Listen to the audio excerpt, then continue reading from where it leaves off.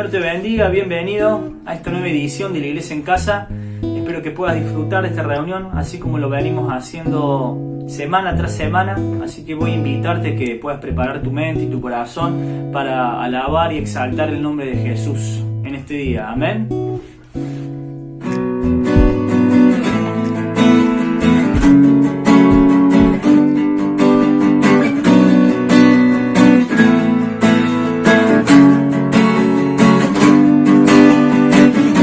Levantamos un clamor por sanidad y redención. Muéstranos lo que tú ves, los secretos de tu corazón. Un pueblo unido pide hoy tu libertad y salvación.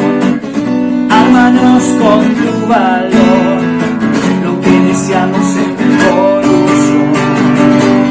Que el cielo se parta en dos, inúndanos, en el desierto broten ríos, vida sopla hoy, Hosana al Rey de salvación, Hosana al Dios altísimo, Hosana, Jesucristo, Jesucristo es Rey, Hosana al Rey de salvación, Hosana al Dios altísimo, Hosana, Jesucristo, Jesucristo es Rey.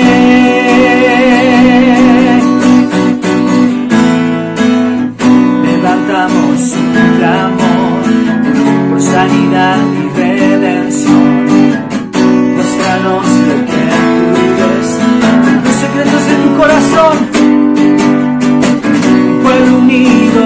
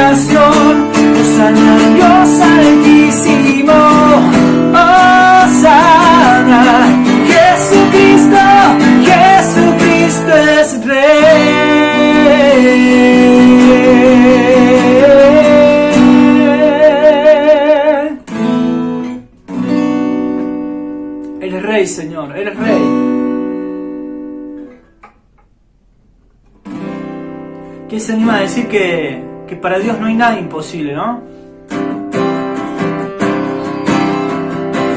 En ti todo es posible, yo todo lo puedo, por la fuerza que me das. Nada es imposible, en ti mis ojos se abren, cadenas se rompen, ahora vivo por fe. Nada es imposible.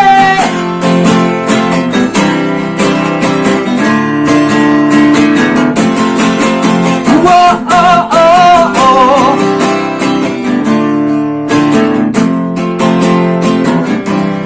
Voy a vivir por lo que veo, viviré por lo que siento. Yo sé que aquí conmigo estás. Yo sé que todo es posible en ti. En ti todo es posible. Yo todo lo puedo por la fuerza que me das. Nada es imposible. En ti mis ojos se abren, cadenas se rompen, ahora vivo por fe. Nada es imposible.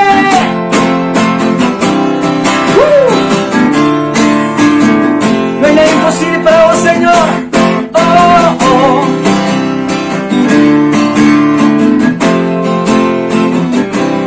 Voy a vivir por lo que veo. Voy a vivir por lo que siento. Yo sé que aquí conmigo estás. Yo sé que todo es posible en ti. En ti todo es posible. Que yo todo lo puedo por la fuerza que me das. Nada es imposible. En ti mis ojos se abren, cadenas se rompen, ahora vivo por fe. Nada es imposible.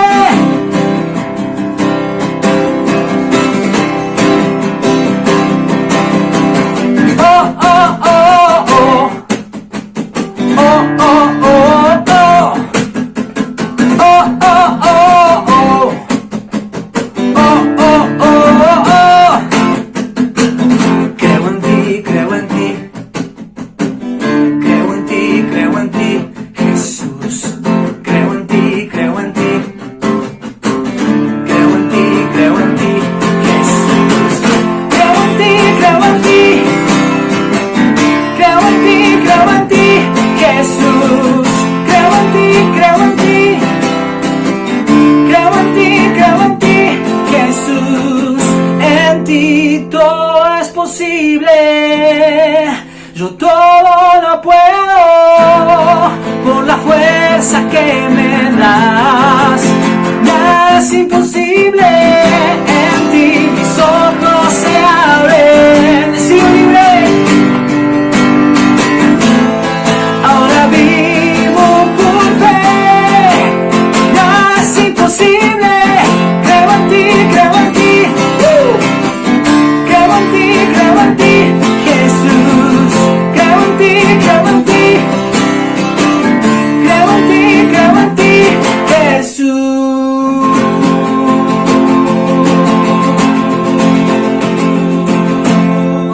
Creemos en vos, Señor. Creemos en la obra que vas a hacer en nosotros.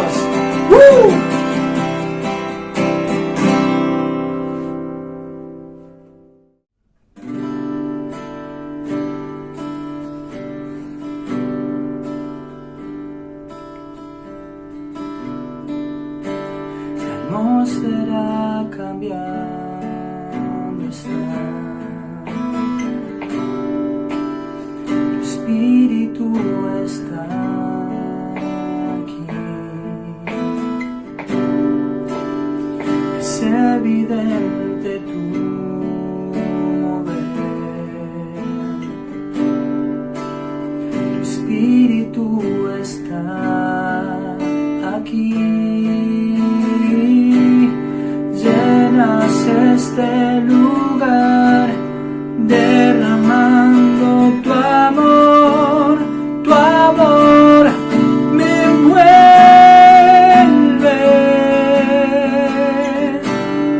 He venido por ti a tus brazos de amor, tu amor me envuelve.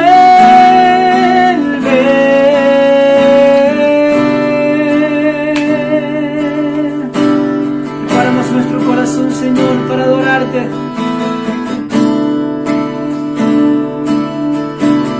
Preparamos un altar, Señor, para poder adorarte, Señor, en este día. Oh, Espíritu, ven a este lugar.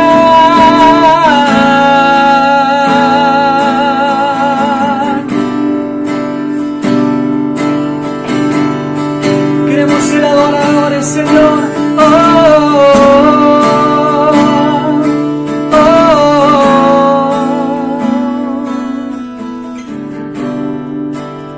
La atmósfera cambiada está. Tu Espíritu está aquí. Es evidente tu mover. Tu Espíritu está aquí. Llenas este lugar, derramando tu amor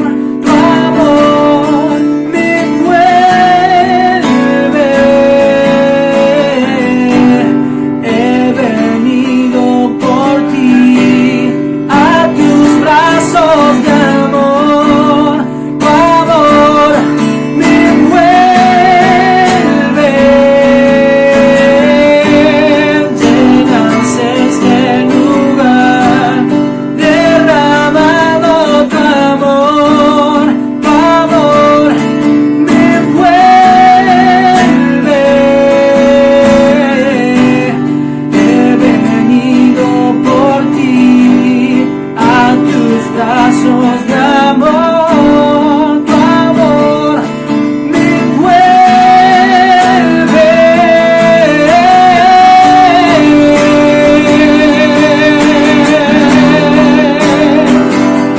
Oh,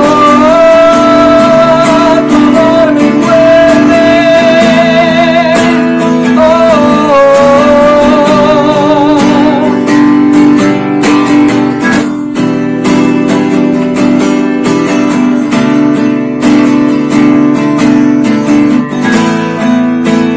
que tu poder descienda hoy, Señor. Oh, desde tu pueblo, Señor, que te adora. Que tu poder descienda hoy. Venga tu reino, que venga tu reino, se establezca, Señor. Que se haga aquí tu voluntad, como en el cielo. Que tu poder descienda hoy. Venga tu reino, que se haga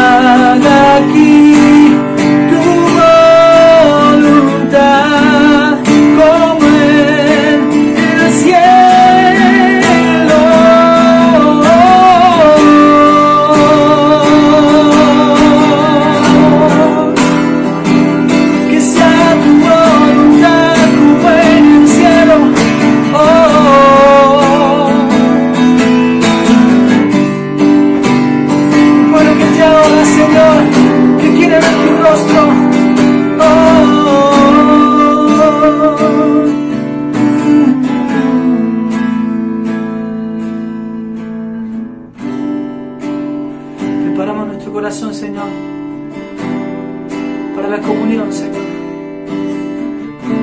para lo que estamos por hacer.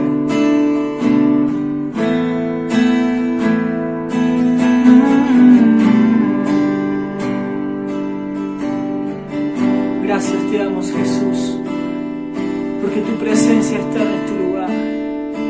Tú te manifestaste, Señor, a esta hora, en este momento.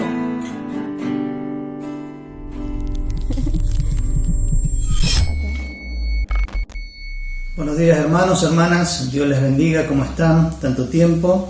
En esta mañana somos Cristian y Erika Sepúlveda Ramelo. Buen día, hermano, que el Señor les bendiga. Queremos compartir con ustedes una palabra, una meditación basada en el libro de Hebreos. Si tienen su Biblia por ahí o su celular, busquen en Hebreos. Vamos a leer varios versículos, pero a modo de introducción les pido que abran en el capítulo 4 de Hebreos. El versículo 10, Hebreos 4:10, dice así la palabra de Dios: porque el que ha entrado en su reposo, también ha reposado de sus obras, como Dios de las suyas. Porque el que ha entrado en su reposo, también ha reposado de sus obras, como Dios de las suyas. Vamos a orar para que Dios nos hable. Señor, esta mañana te damos gracias por este tiempo que podemos compartir y oramos para que esta palabra pueda ser una palabra que nos anime, nos aliente, nos desafíe, Señor, en este tiempo que vivimos, Señor, y que podamos aplicarla a nuestra vida diaria, Señor. En el nombre de Jesús te lo pedimos, Señor. Te damos gracias. Amén. Bien, este texto habla acerca de, viene hablando desde el capítulo 3, acerca del reposo de Dios, el reposo de Dios. Y tiene que ver con el descanso que Dios nos da por medio de la fe en Él, por medio de la fe en Jesucristo. Es importante comprender la importancia que trae al alma, al corazón del ser humano la esperanza en Dios, ¿verdad? La esperanza en Dios. Hoy en día el ser humano se hace muchas preguntas, y mucho más en este tiempo, quizás a nivel mundial, con esta situación tan especial que estamos viviendo. Y el ser humano se hace muchas preguntas en cuanto a su existencia. Preguntas tales como ¿cómo se originó la vida? ¿A dónde iremos después de la muerte? ¿Existe realmente Dios? Son preguntas que muchas personas se realizan a lo largo de su vida, ¿no? Pero nosotros los cristianos, los que tenemos una certeza, una confianza, una esperanza, descansamos en la fe que tenemos en Dios. Es tremendo cómo la fe produce descanso, ¿no? La fe en sí misma produce descanso, produce esperanza. ¿Saben por qué les digo que la fe en sí produce reposo? La fe es algo que Dios ha puesto en el ser humano. Todo ser humano tiene fe. Aún el más ateo tiene fe. El budista tiene fe en lo que practica, en lo que cree. El ateo, como te decía anteriormente, tiene fe en su creencia. Porque es imposible no tener fe, no se puede vivir sin fe, porque Dios lo puso en el ser humano, es un medio que Dios puso en nosotros para que nos acerquemos a Él. Por supuesto que hay personas que han direccionado mal esa fe, y esa fe, en vez de estar dirigida hacia Dios, hacia el verdadero y único Dios, está dirigida a diferentes deidades, a otro tipo de filosofías. No están dirigidas realmente al único Dios verdadero. Lamentablemente, esa persona que tiene su fe puesta en algo que no es Dios, el verdadero Dios, está en un camino equivocado, ¿verdad? Hay un autor que dijo en algún momento, Nietzsche, es un autor, un ateo, dijo: el que tiene un para qué soporta cualquier cómo. El que tiene un para qué soporta cualquier cómo. Y por más que este hombre era ateo, él tenía un para qué, tenía un propósito, tenía una fe puesta en lo que él hacía. Por supuesto que eso es muy diferente a la fe verdadera, a la fe verdadera en Dios. Todo el mundo tiene fe Y es esa fe la que de alguna manera sostiene su existencia. La persona que pierde fe, pierde esperanza, no tiene motivaciones para vivir, lamentablemente en algunos casos, si no son realmente tratados, ayudados, lamentablemente a veces terminan quitándose la vida, ¿no? La fe es un motor, la fe es un impulsor. Hubo un neurólogo, psiquiatra, filósofo austríaco, de origen judío, se llamaba Viktor Frankl, y este hombre, saben que él es judío y él vivía en la Alemania nazi, en Austria en realidad, cuando fue invadida por los nazis, y él junto a su familia fueron llevados a campos de concentración, y este señor vio con sus propios ojos cómo muchos de sus familiares eran asesinados por los nazis, ¿no? Este hombre a la edad de 30, 35 años logra escapar de un campo de concentración a través de los tubos de desagüe, y él logra escapar, y bueno, después él ya ingresó al campo de concentración siendo un profesional un psiquiatra, ¿no? Entonces cuando él sale y comienza a averiguar si su familia, si había quedado alguien vivo de su familia, se da con la triste noticia de que todos habían muerto, y realmente fue una situación muy crítica para él, pero él afrontó la vida de una manera diferente. Él decidió utilizar esa experiencia tan terrible que había vivido para primero ayudarse a sí mismo y después ayudar a otras personas. Él escribió muchos libros, y uno de los libros que él escribió se llama El hombre en busca de sentido. El hombre en busca de sentido. Y ahí él propone que la voluntad de sentido es la motivación primaria del ser humano. La voluntad de sentido es la motivación primaria del ser humano. O sea, tener un sentido por el cual vivir es una motivación para el ser humano, para seguir caminando, para seguir avanzando. Él también, otro concepto que él muestra, él comparte en su libro, dice: el origen de las alteraciones psicológicas es la falta de fortaleza de la dimensión espiritual. Él sabía, como la mayoría de los psicólogos, psiquiatras saben, que esto tiene un origen espiritual, no es algo que referido al cuerpo, a lo somático, sino que más bien tiene que ver con el alma, con la psiquis. El origen de las alteraciones psicológicas es la falta de fortaleza de la dimensión espiritual, así como de sentido en la vida. Aún gente sin conocer a Dios sabe que la motivación del ser humano es tener un para qué, un hacia dónde voy, ¿verdad? El ser humano que no cree en Dios pone toda su esperanza, su fuerza, su motivación en lo terrenal, en lo humano. Prácticamente, al no tener la certeza de lo que les va a ocurrir después de la muerte, invierten todo en esta vida, y no siempre hablando de cosas materiales, invierten también sus vidas en ayudar a otros, en hacer cosas con un espíritu altruista, ¿no? Pero las personas que no tienen claridad en lo porvenir realmente se desgastan emocionalmente. La persona que no tiene un para qué se desgasta emocionalmente. Eso produce agotamiento emocional, espiritual, ¿no? En estos días que estamos viviendo es recurrente en los noticieros que se hable del efecto psíquico de la cuarentena en las personas, ¿no? ¿Y por qué? Porque mucha gente hoy en día no tiene un para qué. Están en sus hogares diciendo, bueno, ¿para qué estoy acá? Y lamentablemente esto ha traído muchos problemas hoy en día, personas con muchos problemas a nivel del alma, ¿no? Del corazón. Y todo esto modo de introducción para comentarles un poquito acerca de esta situación de los hebreos, de esta carta que a mí me gusta mucho. Es una carta que no se sabe a ciencia cierta quién la escribió. Se cree que el apóstol Pablo, hay varios indicios que indican que pudo haber sido el apóstol Pablo, pero a ciencia cierta no sabemos quién fue el escritor de Hebreos. Pero lo que sí sabemos, por el contenido que tiene la carta a los hebreos, es que fue dirigida a un grupo de judíos ahora mesiánicos, judíos que habían abandonado el judaísmo y habían creído en Jesucristo como el Mesías que ellos esperaban, ¿no? Y hay dos razones por las que estos judíos en este tiempo, en el tiempo que fue escrito, se cree que fue allí en la segunda mitad del primer siglo, por allá en la década del 60 de nuestra era, había dos situaciones que estaban viviendo que le estaban haciendo dudar, tambalear en la fe a estos cristianos. La primera es que el sistema de sacrificios, todo el sistema levítico instaurado por Moisés allí en los primeros 5 libros de la Biblia, todavía seguía activo. En muchas partes el autor de Hebreos habla de que aún todavía se seguían realizando sacrificios en el templo.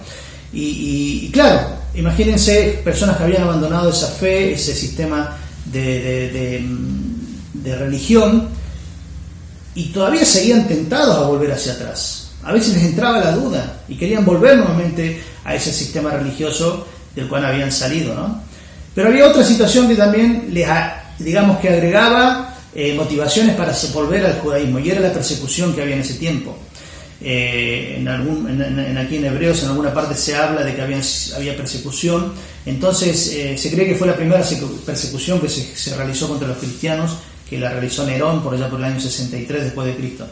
Entonces estas dos situaciones estaban haciendo que los hebreos estuvieran dudando y queriendo volver a su vida vieja, a su vida de religiosidad vacía, ¿no? Y por eso el autor de Hebreos les escribe esta carta. Se cree que esta comunidad de judíos mesiánicos vivían en Roma, donde la persecución por supuesto era muy fuerte, y ante estas situaciones emocionalmente desestabilizadoras, algunos de ellos o todos quizás estaban considerando la posibilidad de abandonar la fe cristiana, ¿no? Y el autor, a través de toda la carta de Hebreos, constantemente le muestra la supremacía del sistema del sacrificio de Cristo por sobre el sistema de los sacrificios de animales, y también les habla de ese reposo que ellos tanto necesitaban en este tiempo de tribulación que estaban atravesando, ¿no?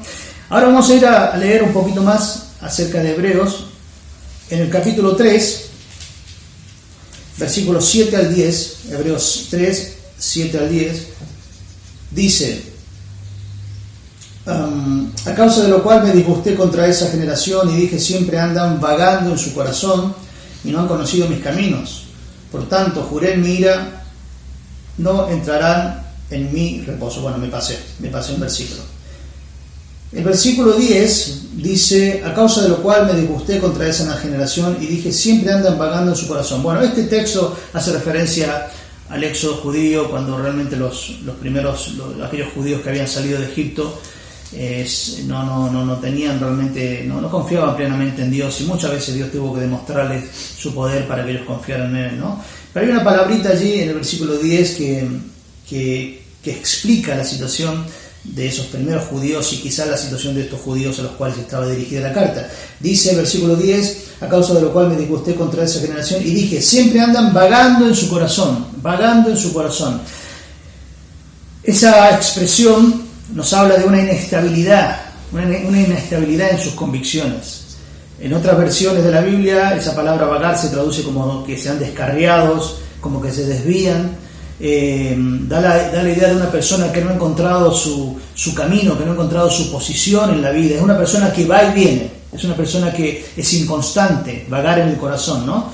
Y saben que esta actitud, la de ir y venir entre nuestra fe y nuestra vida vieja, por supuesto que no produce paz.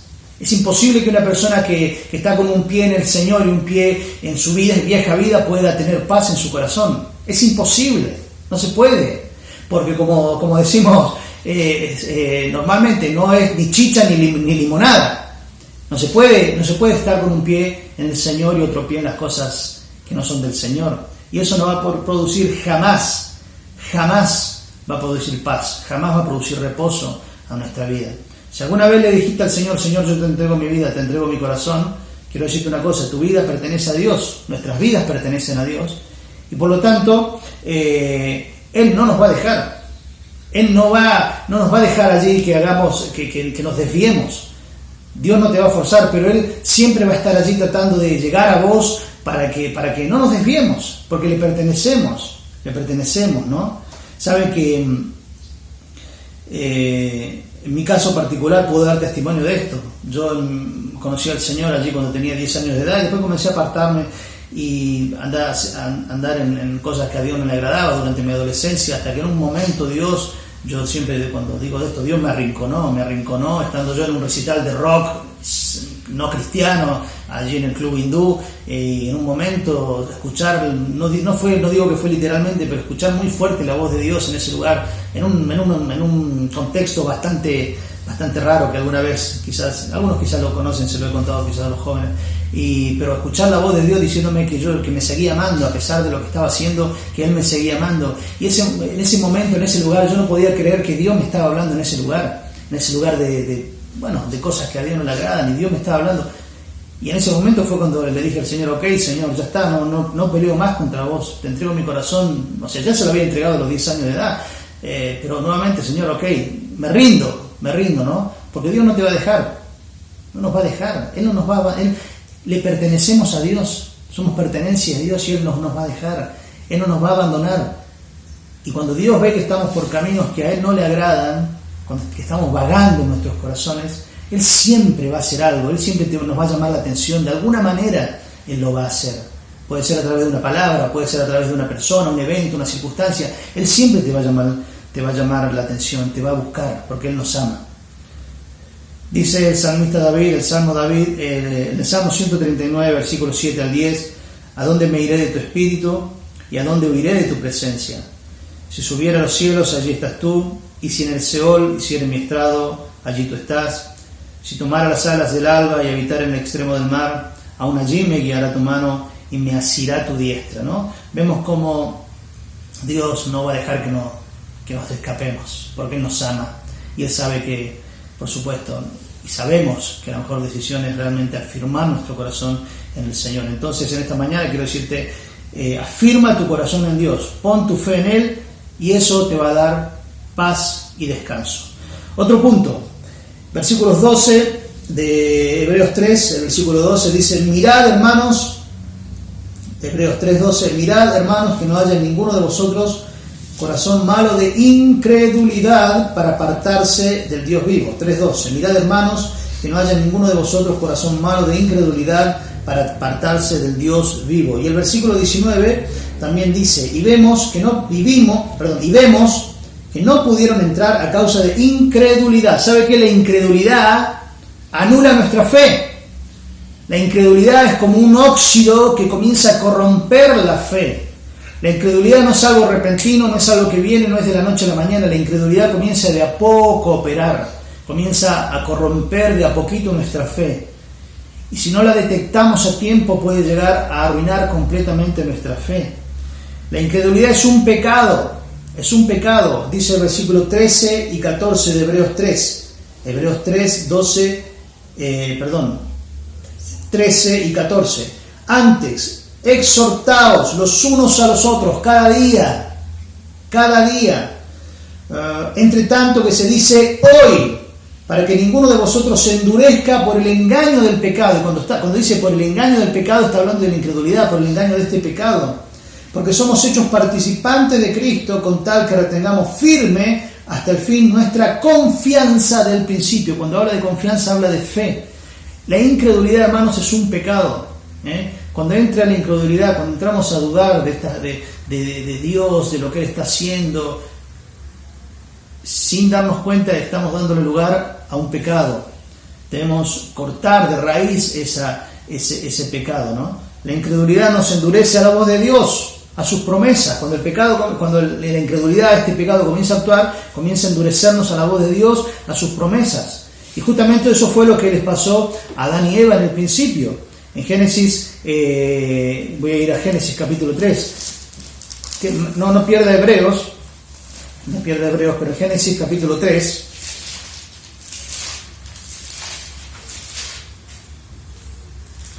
en Génesis 3, del 1 al 3, dice: pero la serpiente era astuta más que todos los animales del campo que Jehová Dios había hecho, la cual dijo a la mujer: con que Dios os ha dicho, no comáis de todo árbol del huerto. Y la mujer respondió a la serpiente: del fruto de los árboles del huerto podemos comer, pero del fruto del árbol que está en medio del huerto, dijo Dios, no comeréis de él, ni le tocaréis, para que no muráis. Entonces la serpiente dijo a la mujer: no moriréis. ¿Sabe qué sembró la serpiente? Incredulidad. No creas. No es verdad. No van a morir para nada. Y ese fue el primer pecado que entró en la raza humana, la incredulidad. Y a causa de la incredulidad, Adán y Eva hicieron lo que hicieron, ¿no? La incredulidad comienza a cerrar nuestros oídos a la voz de Dios, a lo que Dios nos ha dicho, a sus promesas. En tiempos de bonanza, en tiempos de cuando las cosas van bien, nuestra fe se alimenta, nuestra fe crece, ¿no? Es fácil quizás que nuestra fe aumente cuando vemos a Dios obrar a nuestro favor. Pero sabe que estos judíos a quienes está dirigida esta carta de Hebreos estaban atravesando un tiempo muy difícil.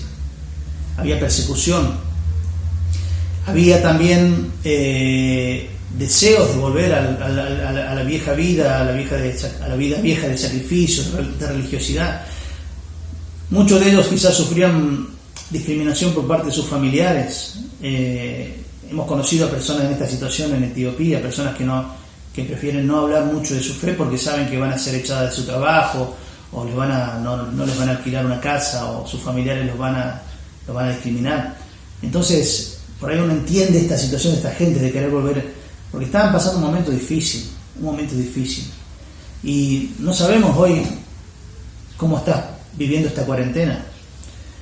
No sabemos. Solamente Dios, quizás ni siquiera la persona que está con vos en la misma casa que estás vos, bajo el mismo techo, conoce realmente cómo estás pasando esta cuarentena. Quizás es un tiempo difícil para vos, un tiempo de duda, de quizás a veces la incredulidad quiere llegar a confundirte. Pero no dejemos que la incredulidad nos quite la fe en Dios. No dejemos que las pruebas, que las adversidades nos quiten la fe en Dios. De la misma manera como creemos en Dios cuando Dios nos bendice, cuando las cosas van bien, debemos creer también en Dios cuando las cosas no van tan bien. Porque todo tiene un fin, un propósito, ¿no? Bien, y por último, el último punto en 4.3. En 4.3, Hebreos 4.3 dice: pero los que hemos creído entramos en el reposo. De la manera que dijo, por tanto juré en mi ira, no entrarán en mi reposo, aunque las obras suyas estaban acabadas desde la fundación del mundo. Pero los que hemos creído, la primera parte del versículo 4.3, pero los que hemos creído entramos en el reposo. Quiero decirte una cosa: si le has entregado tu corazón a Cristo, ya podés disfrutar del reposo de Dios, el reposo para tu alma. Cuánta paz nos da saber que Dios, ese Dios creador de todo lo que vemos y de lo que no vemos, sigue esperando que pongamos toda nuestra confianza en Él. Cuando te sientas allí perturbado emocionalmente, dudando, débil, pone tu confianza en Dios. Pone tu confianza en Dios. Pone tu confianza en Dios. Hay una canción que solíamos cantar que dice: puedo confiar en el Señor, no me va a fallar. Si el sol llegare a oscurecer y no brillar más, yo igual confío en el Señor, no me va a fallar. No me va a fallar. Bueno, hermanos, ahora, toda la familia ahora reunida en esta mañana de domingo para participar de este memorial, en donde recordamos la última cena del Señor Jesús, que compartió con sus discípulos, horas previas a ir a la cruz. Y también recordamos que Cristo viene a buscar a su iglesia. Esta mañana todos ahí en sus hogares seguramente ya tienen preparado el pan, la copita con vino, con jugo, y vamos a distribuir en esta mañana en sus hogares allí. Le pido por favor que usted distribuya allí a su familia el pan.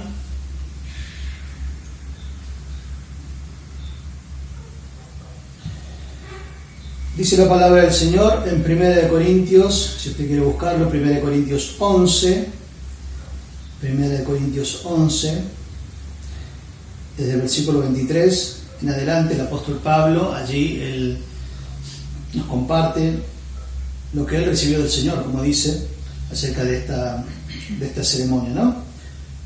Dice la palabra de Dios, 1 Corintios 11, 23, porque yo recibí del Señor lo que también os he enseñado, que el Señor Jesús, la noche que fue entregado, tomó pan y habiendo dado gracias lo partió y dijo: tomad, comed, esto es mi cuerpo, que por vosotros es partido, haced esto en memoria de mí. Quiero pedir a mi esposa que ella esté orando por el pan. Ustedes también en sus hogares oramos por el pan.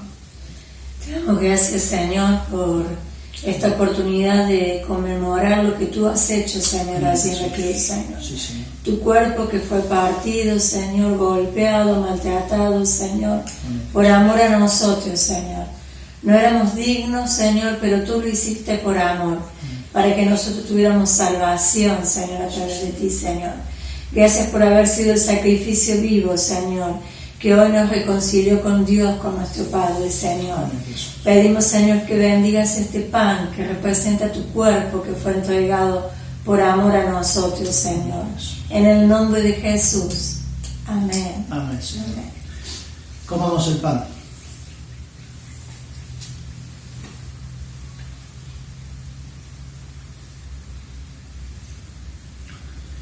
Y continúa el apóstol Pablo, allí en 1 Corintios 11, en el versículo 25 dice: asimismo tomó también la copa, después de haber cenado, diciendo: esta copa es el nuevo pacto en mi sangre. Haced esto todas las veces que la bebiereis en memoria de mí.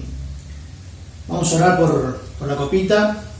Padre, te damos gracias, Señor, porque esta copa simboliza tu sangre, Señor, que fue derramada en la cruz. Esas manos traspasadas, esos pies, ese costado, Señor. Gracias te damos, Señor, por tu muerte en la cruz. Y creemos, Señor, que esa muerte es la que nos da vida eterna, esa muerte redentora. Nos da, Señor, acceso a tu presencia, y esa muerte, Señor, es la que nos da vida eterna, Señor. Gracias, Señor, porque tú moriste en la cruz hace ya más de 2000 años, pero esa muerte sigue siendo efectiva hasta el día de hoy y por la eternidad, Señor. Te agradecemos, Jesús amado, por tu sangre vertida en la cruz, en el nombre de Jesús. Y participemos, hermanos, de la copa.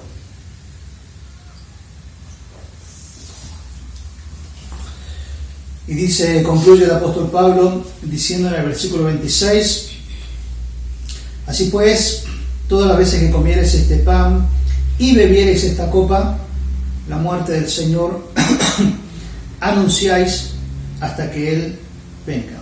Vamos a orar. Demos gracias al Señor, adoremos al Señor por lo que Él ha hecho. Señor, te bendecimos, te damos gracias, Padre, en esta mañana. Gracias. Te glorificamos, Jesús. Muchas gracias, Señor. Te honramos, te bendecimos, te damos la gloria, la honra, la alabanza, Dios, a ti, por haber enviado a tu Hijo Jesucristo. Señor, gracias por haberte entregado por nosotros. Te adoramos, Señor, como familia, Señor, que somos miembros de una congregación, pero miembros de un cuerpo, el cuerpo tuyo, Señor. La iglesia universal, la iglesia del mundo, Señor. La iglesia que comprende a todas las personas que han vivido, que viven y que vivirán, Señor, y que hemos creído en ti, Señor. Esta iglesia, Señor, que aunque no se puede reunir en locales, en edificios, pero sí está reunida en espíritu, Señor. Nos unimos en este momento a miles y millones de personas en el mundo entero que en este día están, Señor, reunidos a través de una videoconferencia, pero con un mismo espíritu, adorándote. Gracias, Señor, te damos por haber muerto en la cruz. Gracias, Señor, te bendecimos. En el nombre de Jesús. Muchas gracias, Señor. Amén. Amados, amadas, que tengan un hermoso domingo y Dios les bendiga.